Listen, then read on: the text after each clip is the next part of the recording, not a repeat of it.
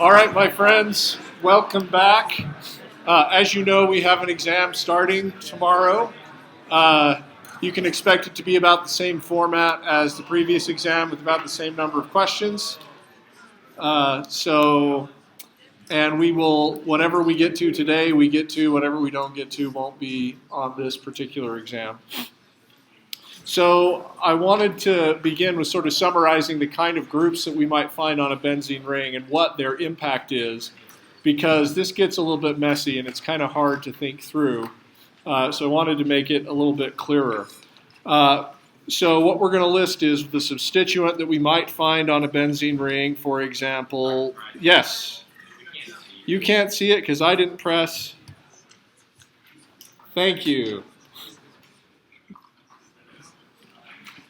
Whew, anything else that's not going well? We're good there? Sorry, always a little bit absent-minded. On Monday night for Valentine's Day, we thought it would be fun to try something new, so Amber took me to a surge strength class at the Orem Rec Center, and I thought I would die. And I didn't feel like I was out of shape before then. I lift a little, and I can...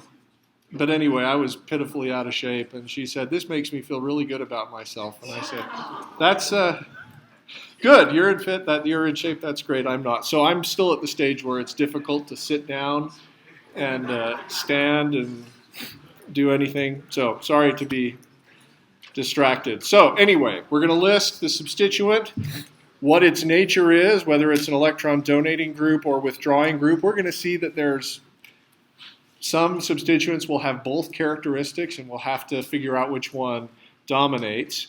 And there will be two outcomes. First is reactivity relative to benzene, and the next is Regio selectivity. So all of these groups, a nitrogen, NH2 attached to the ring, or if you replace any one of those protons with an alkyl group, those are called anilines, and they are electron donating groups via resonance, because they have a lone pair adjacent to the ring that can donate into the ring. That is a pattern for donating groups via resonance. And at the same time, they are electron withdrawing groups due to electronegativity. However, we observe that their reactivity is higher relative to benzene, and that they prefer, in subsequent reactions, ortho and para substitution. So what we infer for the amines or the anilines as substituents are that the resonance effect must dominate and take precedence. Okay, and these are ortho and para directors. The same thing for OH and OR groups, where R is alkyl. They are also resonance electron donating groups because they have the lone pair adjacent to the ring. Those substituents are electronegative. Nonetheless, rings that have OH groups or OR groups tend to be higher in reactivity than benzene and tend to be ortho and para directors. You can tune down the reactivity of benzene rings that have these groups on them if you attach a carbonyl to the nitrogen or to the oxygen that's attached to a ring. Notice, and this is important, the thing that's attached to the ring here is still the heteroatom, not the carbonyl. Nevertheless, the effect of this nearby carbonyl is to withdraw electron density a little bit from the nitrogen, right? Via resonance. The lone pairs on the nitrogen can be delocalized, and because they're being pulled slightly in that direction, having this functional group attached to the benzene ring is less donating than having the simple NH2 group attached to the ring. So we're sort of writing these in order of reactivity. So it's still higher than that of benzene. It's still an ortho and para director, and it's still a resonance donor, but not quite as much, and it's still electronegative, but the resonance donating effect dominates. Next on the list will be alkyl substituents of various kinds. So we will include a methyl group, or basically any alkyl group, T-butyl, whatever you want to do. And these are electron donating groups via electronegativity difference between sp2 versus sp3 carbons. We've talked about that here and there as explanation for things, but you know that alkyl groups are slightly electron donating because they're less electronegative than an sp2 hybridized carbon, so the benzene ring can actually pull electron density away from alkyl groups simply via an inductive effect. They're not electron withdrawing groups at all. Their reactivity is higher relative to benzene, and they are still ortho and para directors. Now, that is just an observation, and recall that we justify the ortho and para regio selectivity by drawing resonance structures in which we put some of the electron density from the donating group into the benzene ring, right? We could draw a resonance structure like this. I'm just going to draw one of them, but this allowed us to put extra electron density in the ring on the ortho and para carbons, but never on the metacarbon. We also justified ortho and para selectivity by considering the structure of an ortho/para intermediate. So if I substitute at the ortho position with some electrophile, I've got that positive charge adjacent to the donating group, which can stabilize the positive charge via resonance. So we use both of those explanations for ortho and para selectivity. We don't have resonance structures for these alkyl groups, so it's a little bit trickier to see. We can't explain the regio selectivity for the alkyl groups with this kind of argument where the ortho and para carbons are more reactive. We can explain it though from the standpoint of what it would look like to do ortho versus para substitution. If you put a substituent at the ortho or the para position in the intermediate, you can put the positive charge adjacent to a donating group. All right, and that stabilizes it, not via resonance, but via this inductive effect that's due to the electronegativity difference between sp2 and sp3 carbons. Okay, questions so far? All of these are more reactive than benzene. So far, we have learned how to put an aniline on a benzene ring. You simply put the nitro group and then reduce it via hydrogen and palladium on carbon. We haven't and we will not learn how to put the oxygen on the ring. Of course, once the oxygen's already there, making the amide or the ester involves chemistry from the previous exam. We're going to learn today how to put alkyl groups on the ring.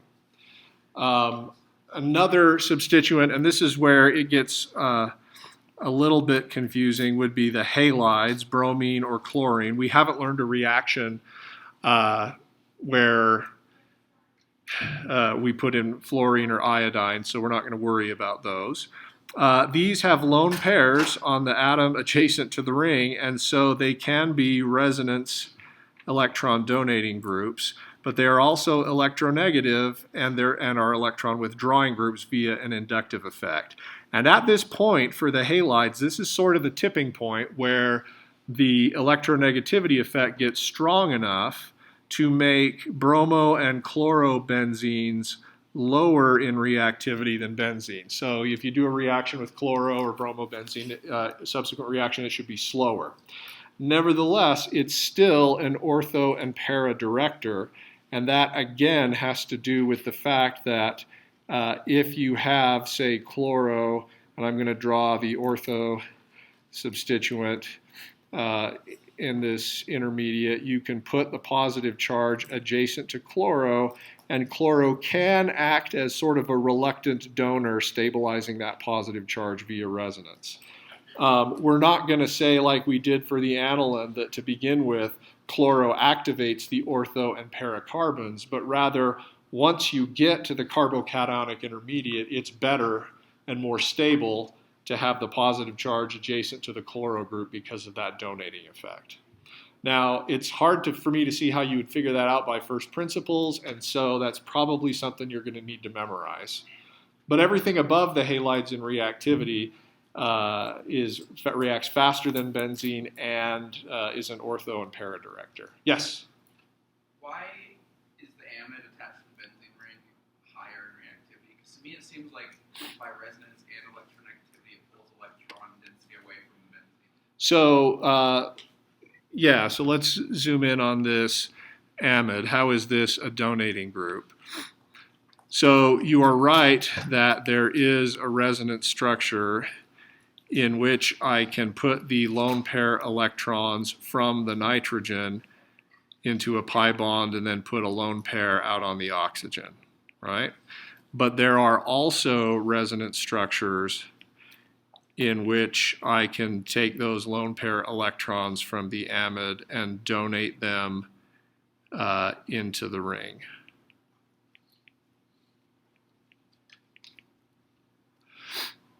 And so this is analogous. What we've done here is analogous to what we did for the just amino substituent above, right? You can push those lone pairs onto the ortho and para carbons.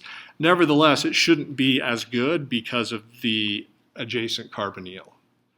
Now, you might have read that carbonyls are electron withdrawing groups, and they are. The difference is between the amide here where it's attached via the nitrogen and say some other carbonyl where the carbonyl carbon is attached, is that if you attach the carbonyl carbon to the ring, you don't have lone pairs that can be electron donors. Want to ask a follow-up question? We good? Okay. Others? All right, so let's talk about the withdrawing groups. Sorry, that's, I guess in the United States we say drawing. I just, too much Jack Sparrow, I guess. It's not a key, it is a drawing of a key. Either that or too much watching Jane Austen films with Amber. Shall we adjourn to the drawing room? She says, I sometimes ask her, do you want to watch Star Wars? And she says, no, I have no interest. And then I say, but I watch all the Jane Austen films with you. And she says, yeah, but the difference is there, you like it. I'm like, okay, guilty as charged. All right, so withdrawing groups include carbonyls really of any kind attached directly to the benzene ring. So you could think about aldehydes, you could think about ketones, you could think about carboxylic acids or esters, where the carbonyl is the thing that's attached to the benzene ring. You could think about amides as well. And getting a little... These are resonance electron withdrawing groups. In terms of electronegativity, you do have an adjacent atom that's electronegative, and so they're probably electron withdrawing groups via electronegativity. Their reactivity is lower, and they are metadirectors. The reason they are metadirectors, you can understand this in a couple of ways. First, you can look at the starting material and see that you can draw a resonance structure in which you take electron density out of the ring and put it out on the oxygen, right? You would get that simply by doing this. And what that tells you, the resonance structure would look like this with a positive charge on the ortho carbons, ortho and para carbons. So that should tell you that the ortho and para carbons are deactivated. They're electron poor. The second explanation is again to consider the structure of the intermediate.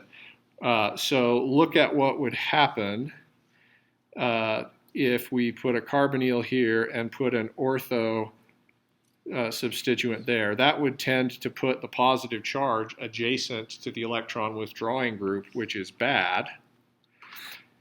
Instead, if we put the electrophile in our intermediate,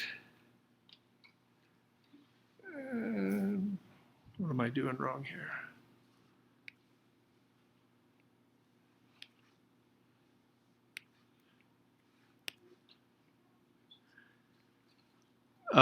The positive charge, if we do meta substitution, the positive charge in the intermediate can be on ortho and para carbons, but never on the ipso carbon, so never able to be, never in the bad situation of being adjacent to the electron withdrawing group.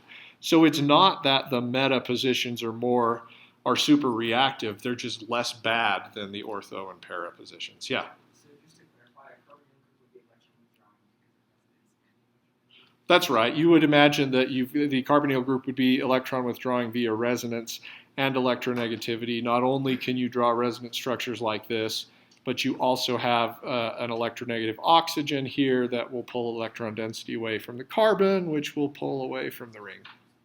Yeah. Okay, what else?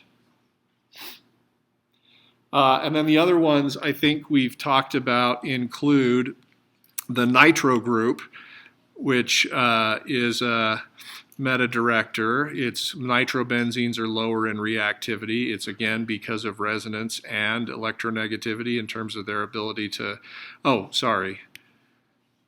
I am getting our columns wrong, right? Column number 1 is for electron donating. Column number 2 is for electron withdrawing. Sorry. All right, and we've talked about the nitro group. We're going to also talk today about a sulfonic acid group, which is also an electron withdrawing group via electronegativity and resonance, and is also a metadirector.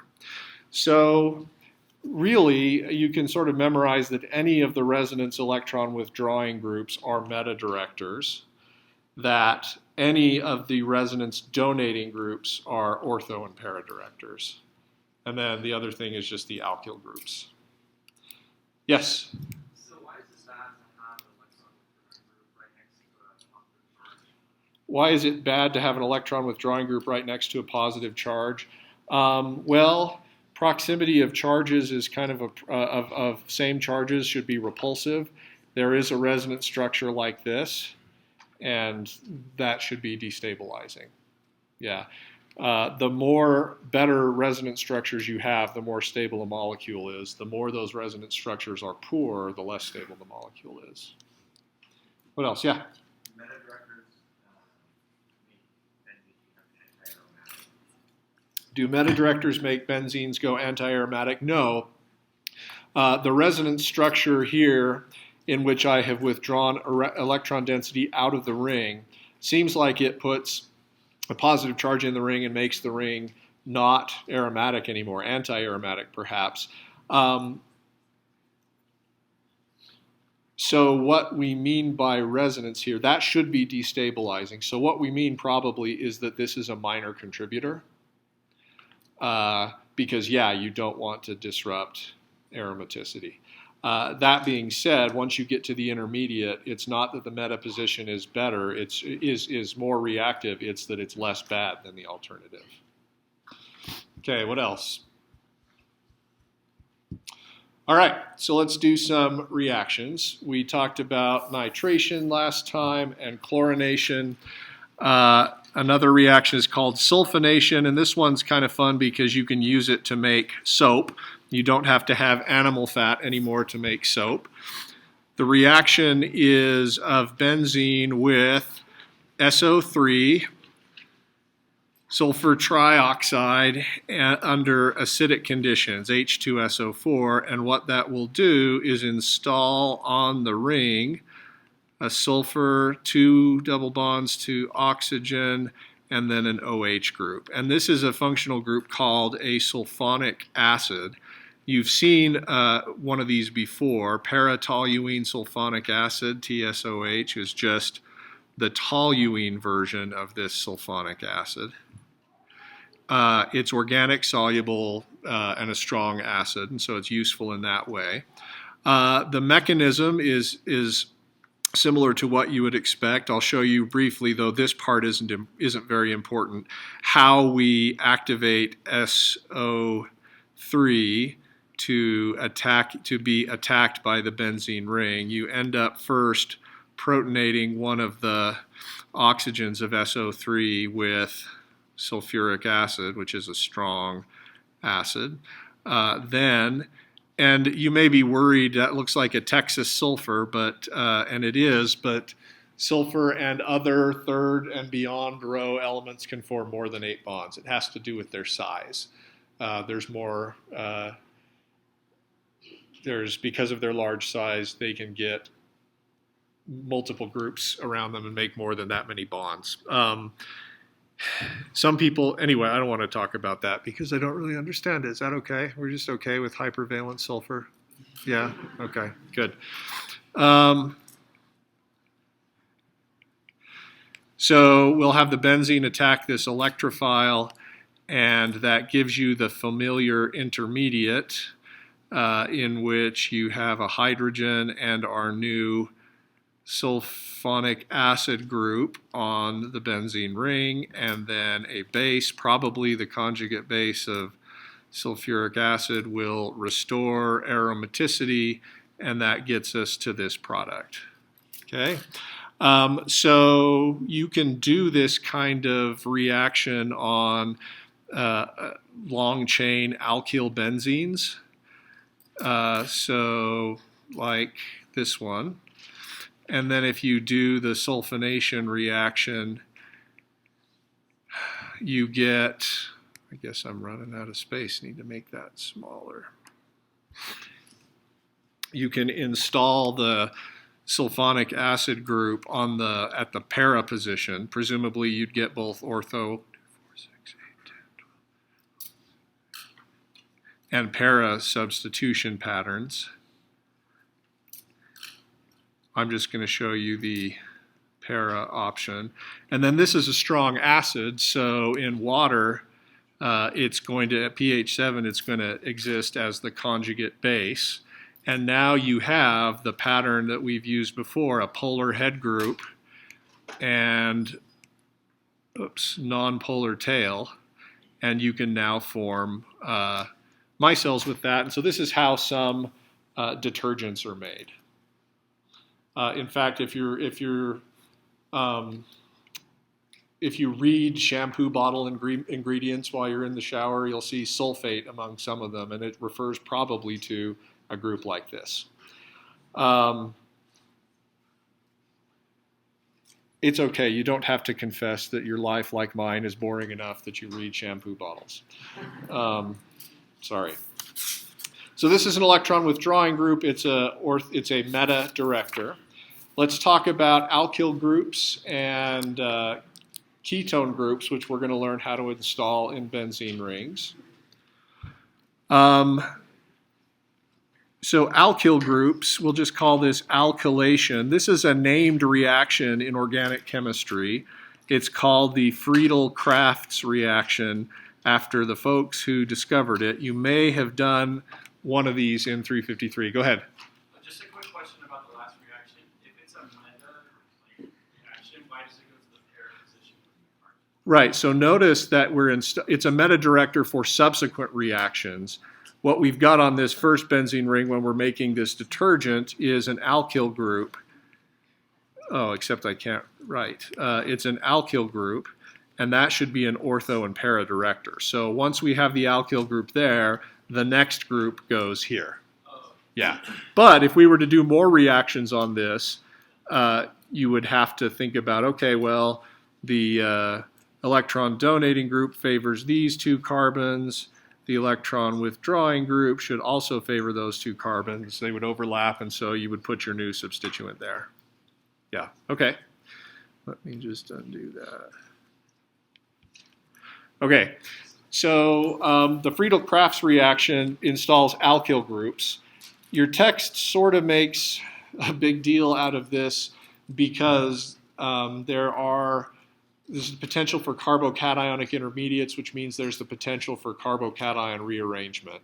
I'm going to assume that you learned about carbocation rearrangement so thoroughly in 351 that you don't need a reminder of it right now, if that's all right. So what we do is we take an alkyl halide, so we'll keep this simple, and you use a Lewis acid. Aluminum trichloride has a empty p orbital on aluminum. Aluminum, same row of the same column rather of the periodic table as boron. So lone pairs on chloro can donate into aluminum, and then you can use let's see, chloro would be positively charged, aluminum would be negatively charged. From this point on, it's the same as stuff you've seen before.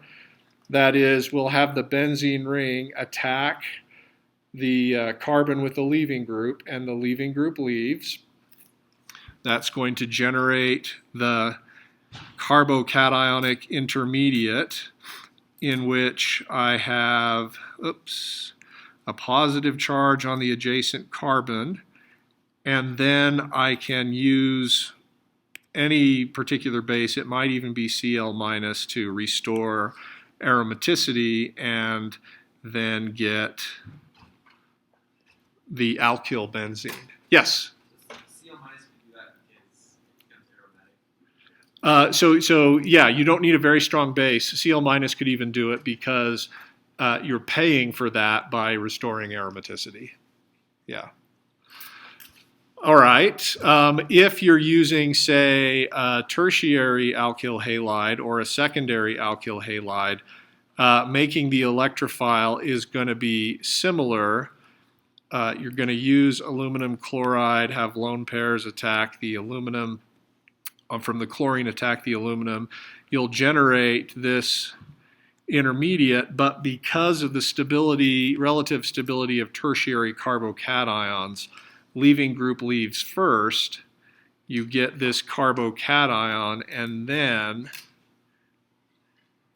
we'll do the same thing. Benzene attacks to give you a carbocationic intermediate with a carbon that has both your alkyl group and a hydrogen and an adjacent positive charge, and then even a very weak base can come along, remove that proton, and restore aromaticity to give you this group. Okay?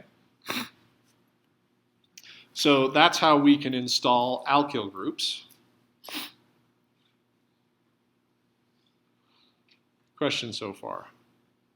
Yeah? Can secondary alkyl groups, or do they leave as well for? Yeah, so for secondary alkyl halides, we'll follow this path too. And then the primary ones can, if they're going to rearrange to secondary. Yeah, that's the detail in the text that we're going to skip. Your text shows some horrible, awful thing whereby if you have an alkyl group that's any differenter than any longer than just an ethyl group, it shows something like this methyl group. I don't even know. Some kind of weird rearrangement that I've chosen to forget about, and you can too. All right? Because you have to stop caring somewhere, right? So, like, I'm already there, pal. Yeah? How reactive is this? Like, what's the equilibrium? How reactive is this? This reaction goes to completion quite quickly. In fact, you have to worry about the fact that the alkyl benzene that you make is more reactive than your benzene starting material. So you can actually see addition of more alkyl groups. There's practical ways around that, but we won't worry about it, and we'll just assume you always get the monoalkylated product. Okay, while we're with alkyl groups, let's talk about some things you can do to an alkyl group afterwards. And some of these allow you to have access to other types of interesting functional groups. So if I have an alkyl group on my benzene ring, I can use radical bromination, and you learned about radicals. So hopefully you can see why the benzylic radical, where the radical adjacent to the benzene ring is stabilized by resonance, you can use radical bromination conditions to put in a bromo group on the benzylic carbon, that is the carbon adjacent to the benzene ring. And once you've got that there, you can do SN2 or E2 reactions or any of the reactions we've learned with alkyl halides. For example, one of my favorites is, let's just take a strong non-nucleophilic base and let's eliminate to get this, which is called styrene. And this is the precursor to polystyrene, which, who cares, but there's like gazillions of tons of that made all the time. Okay, so that's one of the things you can do, and this is good to be aware of, in synthesis problems. If you see an alkene attached to a benzene ring and you're asked to synthesize it, the only way we know how to do that right now is Friedel-Crafts alkylation followed by radical bromination followed by elimination. Okay, questions about that? The other sort of cute thing we can do with alkyl groups applies only to alkyl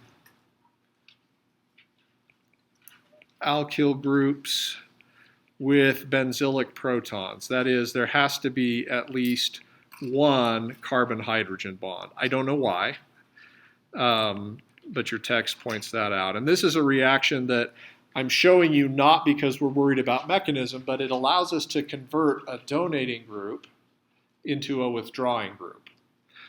So if you use KMNO4, that's potassium permanganate, it is a strong oxidizing agent.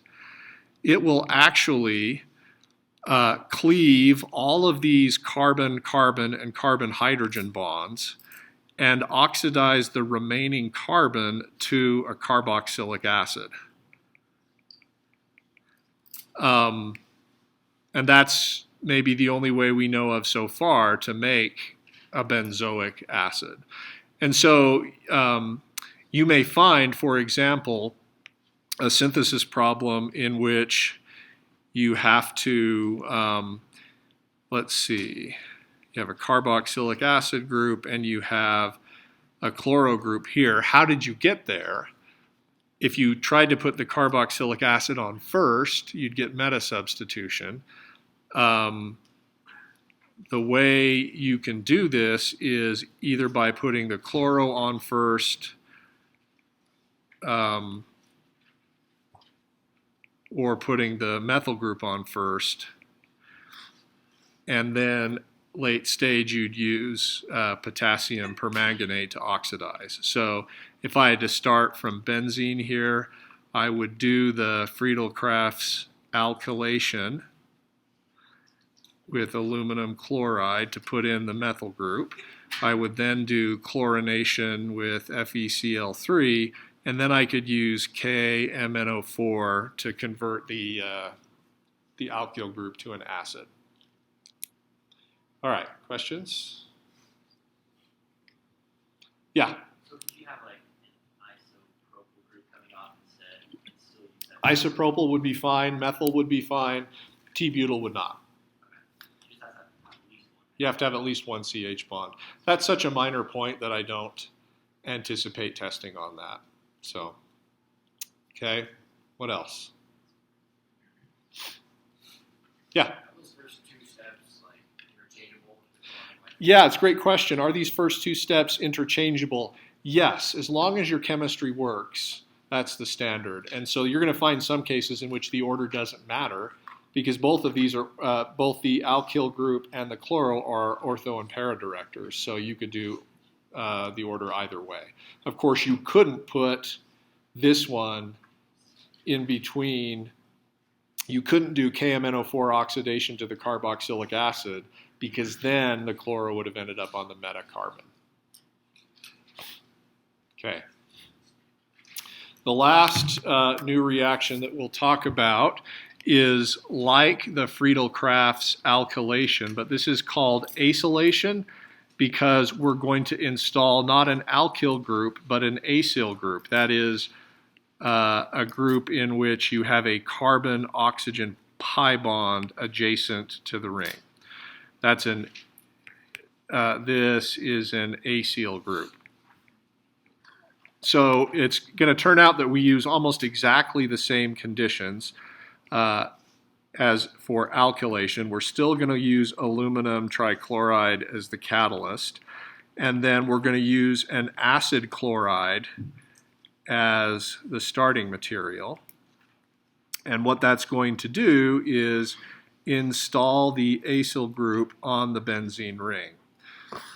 The mechanism for this follows pretty much what you would expect from the alkylation reaction. That is, lone pairs on the chlorine attack the empty p orbital on aluminum, which turns this chlorine into a super good leaving group.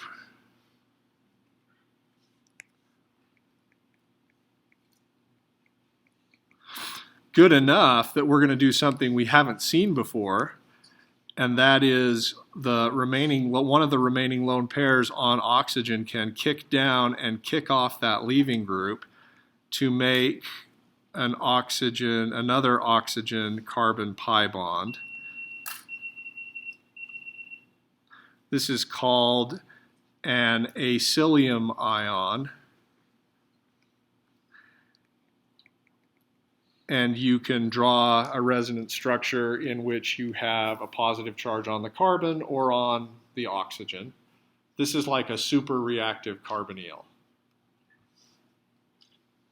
Okay, so that part's new. Anything you want to ask about that acylium ion? File it in your brain under carbonyl chemistry because you're just kicking off a good leaving group. Yeah?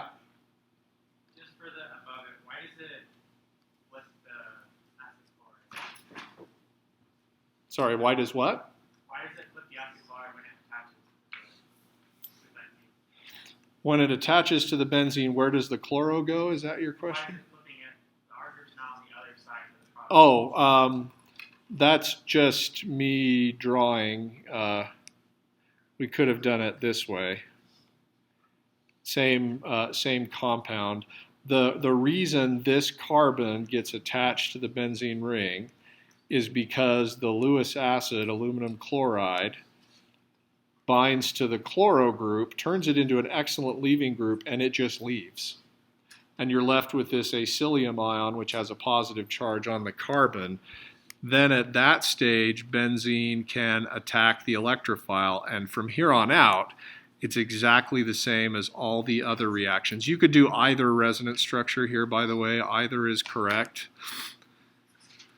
And you would get the familiar carbocationic intermediate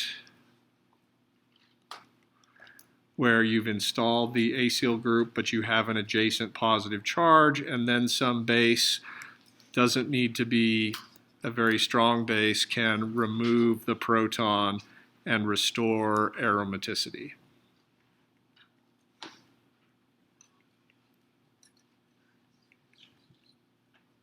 Okay, yes? So in the book, it occasionally uses like ferrous chloride or ferrous bromide to catalyze like the diatomic addition of bromine and Right. benzene. Is that not set just for the diatomic addition? Okay, so the question was, your book uses FeCl3 as Lewis acid for chlorine when you want to do chlorination. It uses FeBr3 when you want to use bromination. But so why use a different Lewis acid? Would FeCl3 work? Sounds reasonable to me.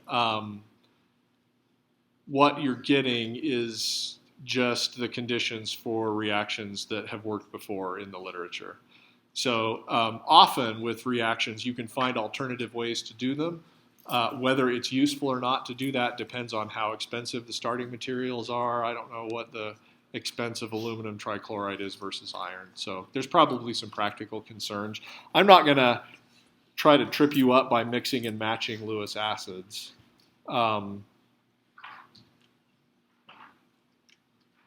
Yeah. Others? So notice, once you install the acyl group, you now have an electron withdrawing group. That is a resonance electron withdrawing group on the ring, so that's going to favor meta substitution thereafter. I want to show you one of these cute subsequent things, not really cute, I don't know why we're calling it that you can do to a ketone on a benzene ring afterwards as a way of hiding that the ketone was ever there.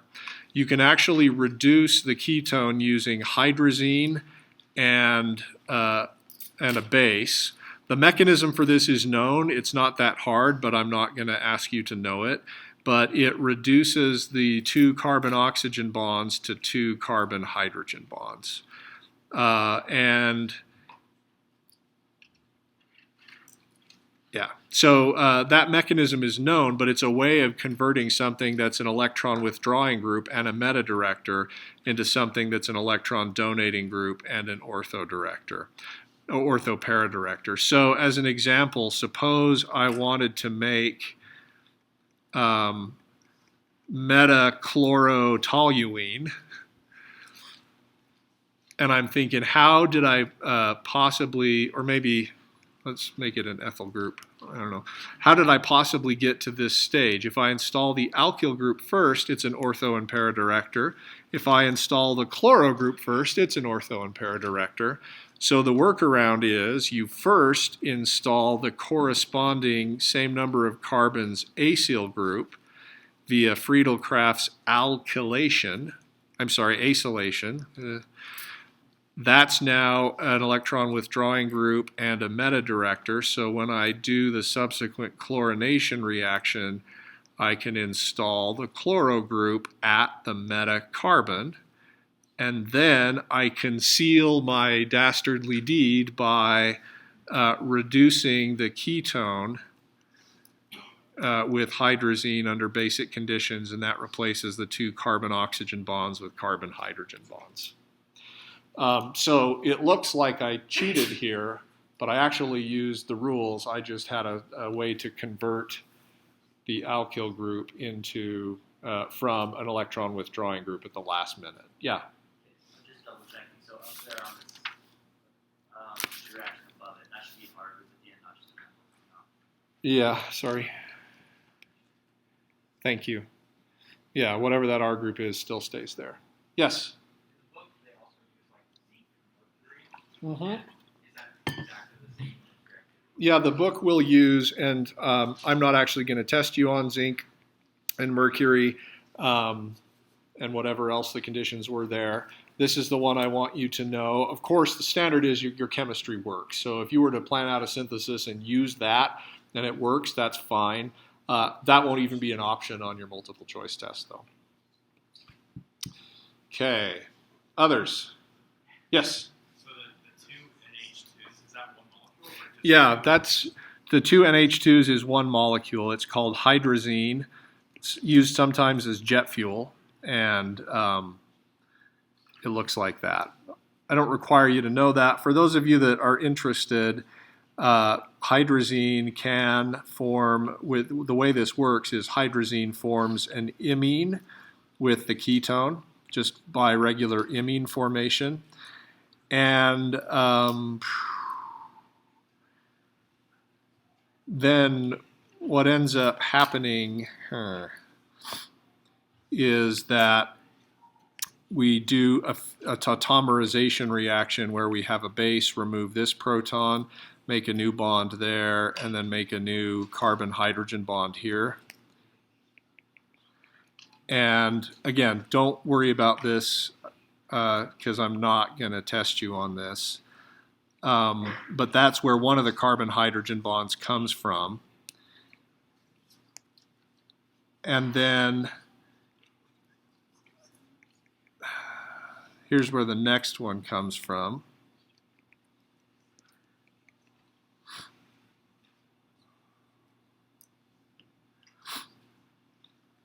We can take a base and remove this proton. Oops, we just made nitrogen, which is a gas. And so that goes off, and then we pick up a proton from some source, and that gets us to our product. So don't worry about that mechanism, but if you're wondering where the heck did everything go, we used hydrazine, and we oxidized hydrazine to nitrogen gas, and at the same time reduced the ketone to the alkane. All right, so I think it's probably a good time to practice. So let's do some synthesis.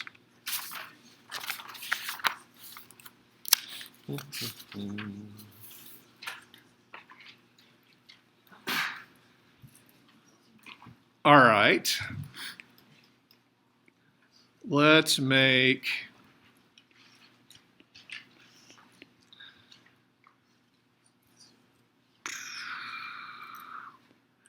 so this is our starting material, and we're going to make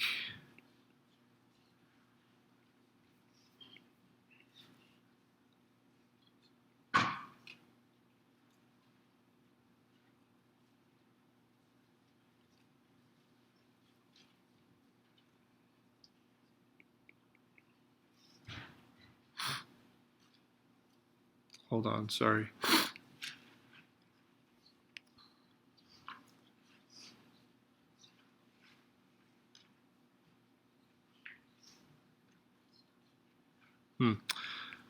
Sorry, I know this is dumb. I'm looking for a good example, which is a pain.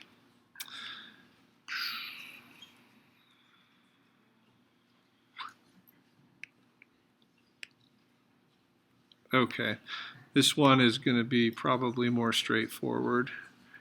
Okay, so we want to make this.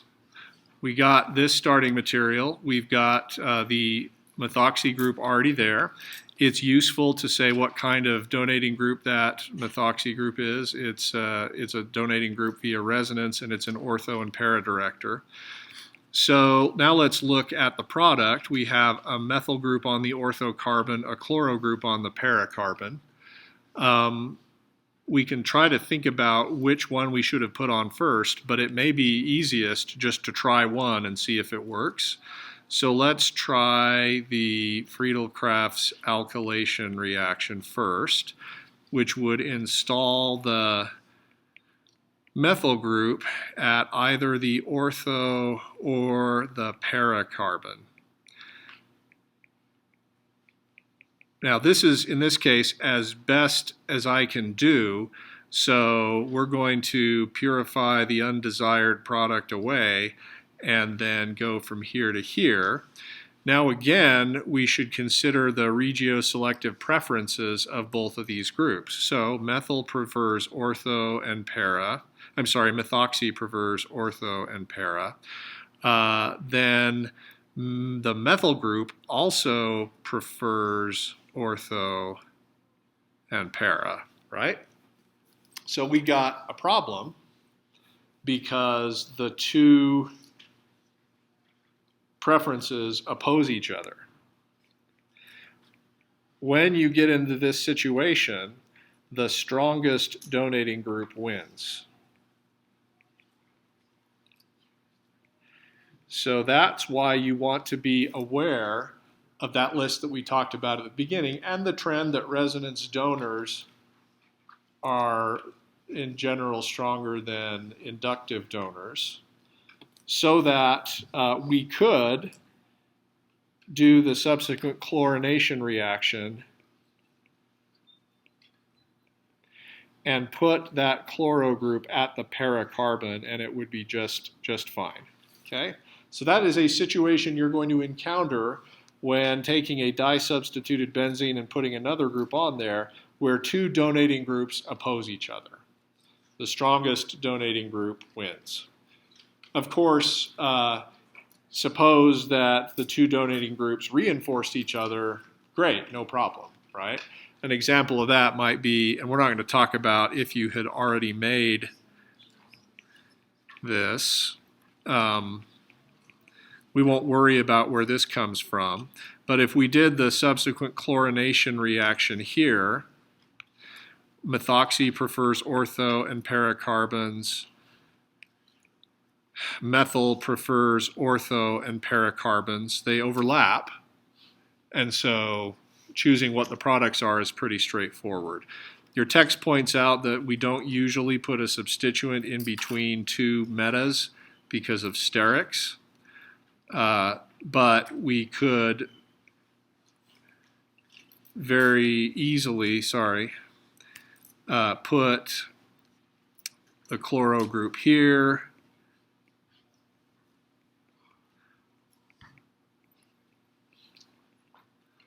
or here, and their preferences would line up. Now, some of you are going to ask, what about a situation where you have an electron donating group and an electron withdrawing group that both oppose each other? Who wins? I'm not going to put you in that situation. And I've said a number of things today about not putting you in those situations, and here is my signature in blood that will be valid. And if I do that on the exam, you can come and point to this and tell me that I'd done you wrong, and I will give you points back.